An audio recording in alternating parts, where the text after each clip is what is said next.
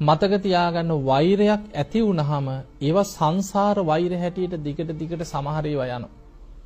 ඒ සසර වෛරක්කාරයෝ අපිට මුණ ගැහෙන හැටි හරි පුදුමයි. බොහෝ වෙලාවට බුද්ධ දේශනාවෙත් පෙන්නනවා අපිට මුණ ගැහෙන අපිට සම්බන්ධතා ඇති වෙන අය අතර වැඩිපුරම එක්කෝ සංසාරේ අපිට හිතවත්කම නිසා බැඳීම් ඇති වෙච්ච අයයි වෛරය නිසා බැඳීම් ඇති වෙච්ච අය ඔය දෙගොල්ලම එනවා පස්සේ. සමහර වෙලාවට කර්ම විපාකයක් මත එනකොට හොයන්න බෑ. බුදුහාඳුරෝ පෙන්නනවා අසාතං සාත රූපේ. අසාර දේවල් සරු විදිහට වෙස්වලාගෙන අපි ළඟට එනවා. දුක්ඛං සුඛස්ස රූපේන දුක සැපක් හැටියට වෙස්වලාගෙන අපි ළඟට එන්නේ. පිය රූපේන අප්පිය අප්‍රිය දේවල් ප්‍රිය ස්වරූපෙන් වෙස්වලාගෙන Taman ළඟට එනවා. පමත්ත මතිවත්ති ප්‍රමාද වෙච්ච කෙනා ඒවට අහු වෙලා නොමග යනවා කියලා. දැන් මේ වගේ සාමාන්‍යයෙන් අපි ගම මෙහෙම නිකන් අපි සමාජයේ වෙන දේවල් නිකන් හිතමු. මේ අපි දැන් ලෝකෙ පැත්තක තියමු ලංකාව ගමු. 2 කෝටියකට වඩා මිනිස්සු ජීවත් වෙන රටක්. එතකොට මේ කෝටි ගාණක් ජීවත් වෙන මිනිස්සු අතර සමහර ලාවට කෙනෙක් දැක්ක ගමන් එක පාට හිත ඇදිලා යන්න පුළුවන්. මේ මගේ සංසාර පුරුද්දක්. කවදා හරි දැකලා තියෙනවා ලොකු බැඳීමක් තියෙනවා කියලා කෙනෙකුට හිත ඇදෙනවා. බැඳිලා යනවා. සමහර ලාවට hina වෙනවා කතා කරනවා පස්සෙන් යන්න හිතෙනවා.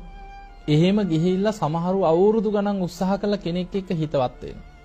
ඊට පස්සේ ආදරය කරන්න පටන් ගන්නවා. නෑ දෑයෝ ඥාතීන් යාළුවෝ කොච්චර එපා කිව්වත් නෑ යාමයි ඕන කියලා කොහොම හරි ජීවිතයට එකතු වෙනවා. විවාහ වෙනවා. එහෙම කාලයක් ඉඳලා ඒ මිනිහාගෙම මැරුම් කණයි නැද්ද? හොඳට හොයලා බලන්න. අර අවුරුදු ගණන් ආදරය කරනකොට දැක්කද කවදා හරි මාව මරණ මගේ මාරයා කියලා දැක්කද? නෑ. ඒ ඇදිලා යන්නේ සංසාර වෛරයට ඇදෙනවා. මොකද අපිට ගොඩාක් මුණ ගැහෙන මම ගොඩක් බන්ධනාගාරවල බණ කියලා තියෙනවා.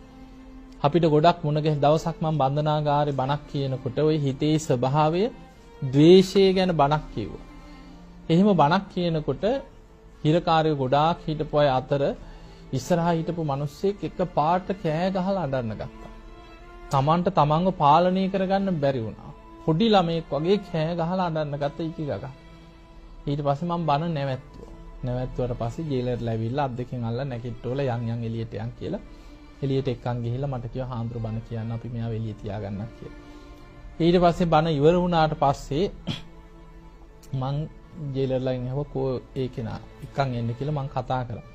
කකුල් දෙක අල්ලගෙන අඬලා ඊට පස්සේ මට කිව්වා හාමුදුරුවෝ බණ කියනකොට මට මතක් වුණේ මට උනේත් ඕකම තමයි කිව්වා. අවුරුදු 13ක් ආදරය කරලා කිව්ව කසාද බැන්දේ.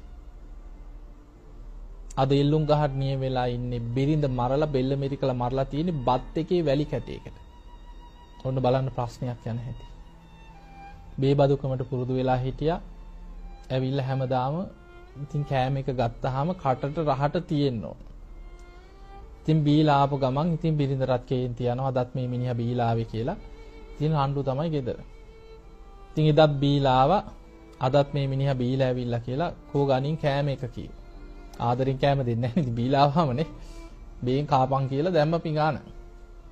ඊට පස්සේ කට දෙක හපනකොටම කටස් ගාලා ගල් කැටයක් හැපුණා. හැපිච්ච ගමන් කේන්ති ගියා පිඟාන පොලේ ගහලා නැගිට්ටා උඹට මේක ගරන්න බැයිද කියලා. ඊට පස්සේ ඔන්න ඔතනින් හඬුව පටන් ගත්ත බෙල්ල මිරිකුවා මැරෙන්නම. එතකොට අර අවුරුදු 13ක් ආදරය කරපු බිරිඳව බෙල්ල මිරිකලා මරලා තියෙන්නේ බත් එකේ තිබ්බ වැලි කැටේට. ඔන්න ප්‍රශ්නේ. එතකොට සමහර ලාවට Tamanටම පස්සේ හිතෙනවා චිකේ මේ වගේ දෙයකටද මම මෙච්චර අපරාධයක් කරේ. එතකොට මිනිස්සෙකුට සමහර වෙලාවට විනාශ වෙන්න මහා ලොකු හේතුවක් ඕනේ. චූටි වැලි කැටයක් බත් එකක තිබ්බ මිනි මැරුමකින් අවසන් වුණා. අද මුළු ජීවිතේම දුක් විඳිනවා. එල්ලුම් ගහන්න නියම වෙලා ජීවිතේම ඉවරයි. එතකොට ඒ වගේ සමහර ලාවට අපි මේ ජීවිතේ ওই ප්‍රශ්නේ අද ඔහොම දැක්කට බුදුරජාන් වහන්සේ හිටියානම් අතීත සංසාර ජීවිතවල ඔය හේතු පෙන්නනවා. ඒ නිසා සංසාර වෛර සසර දිගට යනවා. ඒ සංසාර වෛර ඇති වෙන්න අපේ දුර්වලතා තියෙන්න ඕනෙත් නෑ මතක තියාගන්න. මොකද අපි ජීවත් වෙන්නේ එවැනි සමාජයක. බුදුරජාණන් වහන්සේ පෙන්නනවා මහණෙනි අපි මේ ජීවත් වෙන සමාජයත් එක්ක අපි ජීවත් වෙන්නේ අවිද්‍යාව නිසා හටගත් සංස්කාරයන්ගෙන් යුක්ත විඥාන සහිත මිනිස්සු එක්කයි. මේ හැමෝගෙම හිත් ගත්තොත් අවිද්‍යාව පත්‍ය සංඛාරා සංඛාර පත්‍ය විඥා. අවිද්‍යාව සහගත විඥානයකින් හැදිලා තියෙන්නේ. ලෝභ, ද්වේෂ, මෝහ කියන අකුසල මූලයන්ගෙන් හටගත්ත ලෝකයක්. එතකොට මේ මිනිස්සු ඔක්කොගේම හිතේ ලෝභය, ද්වේෂය, මෝහය, ඊර්ෂ්‍යාවල්, කුහකකම් ඔය හැමෝගෙම හිතවල තියෙන. එහෙම ලෝකයක ජීවත් වෙනකොට තරහකාරයෙක් හැදෙන්න hina වුණත් ඇති.